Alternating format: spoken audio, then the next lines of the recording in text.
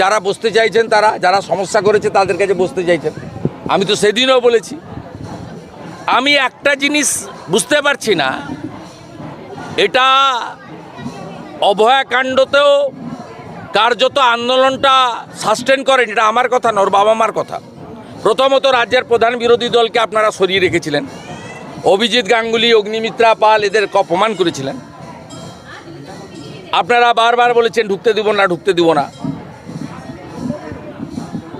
আবার এই আন্দোলনে আপনারা আচার্য সদনে বসছেন, অন্য জায়গায় যাচ্ছেন, করছেন। অনেকগুলো দাবি আছে। 1 নম্বরে কেন রাখছেন না দফা 1 দাবি 1 মুখ্যমন্ত্রীর পদত্যাগ? এই দাবিটা কেন করছেন না আমি জানতে চাইছি। এই দাবিটা যদি না করেন আপনাদের আন্দোলন সফল হতে পারে না। কারণ আমি এই রাজ্যের শাসক দলের সঙ্গে ছিলাম, আমি খুব কাছ থেকে এই মুখ্যমন্ত্রীকে 9 বছর দেখেছি।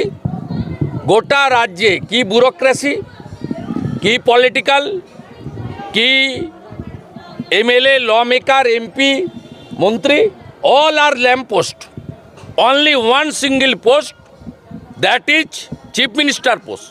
এই রাজ্যের বর্তমান শিক্ষামন্ত্রীকে 13 সালে ঘাড় ধাক্কা মেরে সরিয়ে নিজের লোক পার্থ চ্যাটার্জিকে বসিয়েছিল এই মমতা ব্যানার্জি দুর্নীতি করার জন্য।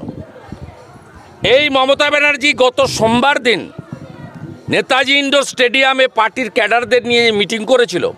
সেখানে রাজ্যের উচ্চশিক্ষামন্ত্রী বা শিক্ষামন্ত্রীকে একটা শব্দ বাক্য বলতে দেয়নি।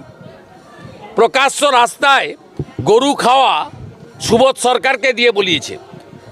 10,000 টাকা দিলে যিনি ভাষণ দিতে যান সিপিএমের নেতা আবুল বাসারকে দিয়ে বলিয়েছেন। আগে সিপিএম ছিল, দুটোই 11-র পরে আসা মাল।